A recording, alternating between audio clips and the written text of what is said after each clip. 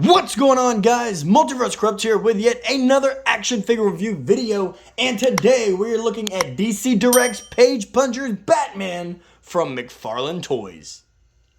As always, guys, starting off this video, we are taking a look at that beautiful McFarlane / DC Direct packaging, and with this one being DC Direct, it is that red, black, and white design with the classic DC logo down here, Batman down here in the bottom corner, and exclusive English comic book on the inside. It of course has that beautiful open face window with the Batman from the Black Adam comic written on the side, and over here on the back is this wonderful product image of the figure itself along with the comic book's front cover behind it displayed, looking absolutely beautiful. I think it looks absolutely fantastic. Going over here to the other side, guys, there's nothing really going on other than DC Direct and McFarlane Toys and Page Punchers down here at the bottom. Go ahead and pull that into frame for you. And then nothing really going on the top, and on the bottom is that barcode for you barcode guys. With all that said though, guys, let's go ahead and rip the Dark Knight out of the packaging and see how he looks. As a child, Bruce Wayne watched as his parents were brutally killed in Gotham City's crime alley. Traumatized by their deaths, he devoted his life to becoming the world's greatest weapon against crime, the Batman. To become the ultimate vigilante, the Dark Knight disciplined his mind and body to reach the pinnacle of mental and physical superiority in his relentless pursuit of justice. So right here, guys, is Batman standing straight up and down on the rotating turntable, and I think he looks absolutely fantastic. With these first-hand impressions, I think this is going to be my all-time favorite Batman figure from McFarlane Toys, mainly because I feel he's wearing the closest adaptation to the Batman Noel suit, and that one, hands down, is one of my all-time favorite suits. I will say that that one is probably my number 3 when it comes to the Batman suit.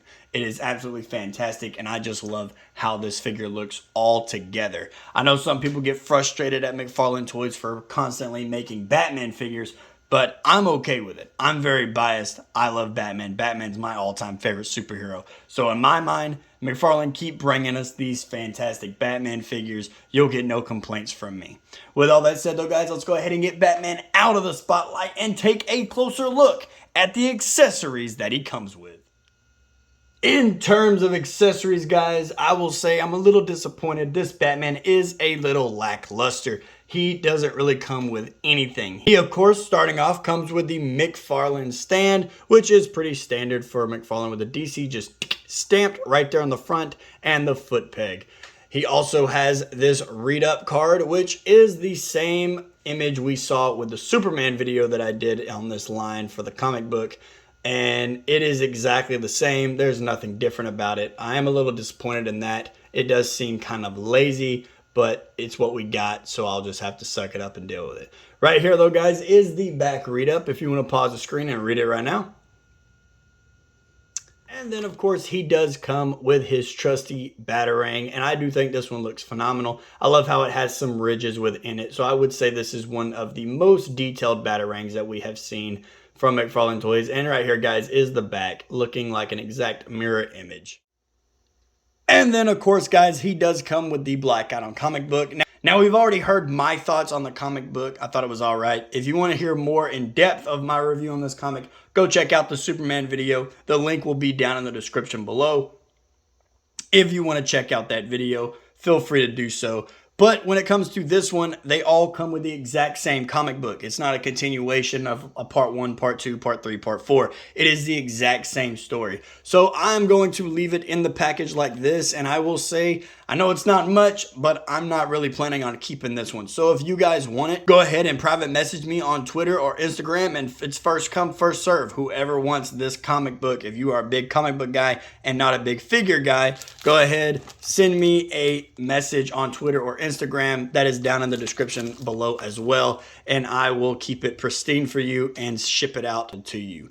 When it comes to the detail, guys, I think McFarlane Toys went all out on this figure. I really do love the head sculpt of this figure, and I think it looks absolutely phenomenal. I think it is fantastic how close it is to, like I said, one of my all-time favorite suits, which is the Batman Noel suit. And I will say that this is probably the closest. It's really just the armor of the abs that really makes me feel like this is the Noel suit, or at least very close to it. I know the bat symbol on the chest is different from what we've seen with the Noel suit, but it really is just the closest one. Another one that it's making me think of is the Robert Pattinson's bat suit from the Batman. I think it looks just like that as well, because Robert Pattinson's ab plates really tucked one right on top of the other, just like this one. But in terms of detail, guys, it is just absolutely fantastic. I love how we can see the stitch marks all throughout the uniform. I love how we can see the creases that are just folded within the cape. A lot of times I don't like plastic capes. I actually take some of these off on some of my other like Superman figures or other Batman figures. But this one I am okay with, because you can see the detail and the time they took inside building this cape.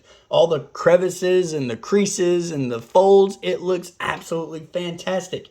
And even on the underside, inside the cape, they have these stitch marks within it as well. That is just absolutely amazing to me that they take the time to show this amount of love to an action figure, to just a 7-inch scale figure. In terms of paint, I feel like they really did knock it out of the park as well. There's very little paint mistakes that I can see. I believe the only one that I saw, I've already fixed it. I'm a little, oh, nope, there's another one here. So on his gauntlets, there's some like brushes of silver. I fixed one that was over here on this side. It was like next to the blades here. But over here on this side, I missed this one on his forearm. So you might have a little bit of silver from when they painted his knuckles and his little bat blades over here to the side. But other than that, there's really nothing else wrong with this figure in terms of paint. And just admiring this detail, guys, it looks absolutely fantastic. And I also love how they gave him the matching bat symbol for his belt. I know sometimes they mix it up. They'll give him like a small oval bat symbol here, but it's the Arkham City bat logo on his chest or something like that, something similar to that. So I really do love that they stayed the same with this bat logo here. Moving on down here to the legs, guys, I really do love how the plates of the legs are covering his arteries and all his muscles within his legs. It's actually showcasing padding. I'm not wearing hockey pads. Instead of just giving him a skin-tight bat suit like we see with some of the other McFarlane toys, where it is just the skin-tight suit and he has no protection. Sure, his chest, you could pass that off as body armor. But compared to this one with his legs, you can tell, are really protected compared to the ones from the past. With all that said, though, guys, let's go ahead and get away from detail and see how tall Batman stands and some articulation. Now for how tall this figure stands, guys, he does stand at the typical 7-inch mark for McFarlane Toys, and I'm okay with that. I really do love, like I say time and time again, that McFarlane Toys does stay consistent with the 7-inch scale. I do think that they do a fantastic job with that aspect. In terms of articulation, guys, this guy is a little clunky, I will say. Bring him just a little bit closer. But starting with the head, of course, his head is really tight right out of the package. But he is on that ball swivel who rotates all the way around. He looks down about that far and looks up pretty well. So he can look all the way up to where Superman and Black Adam are flying in the sky and look down in disappointment at John Constantine cracking his wise jokes.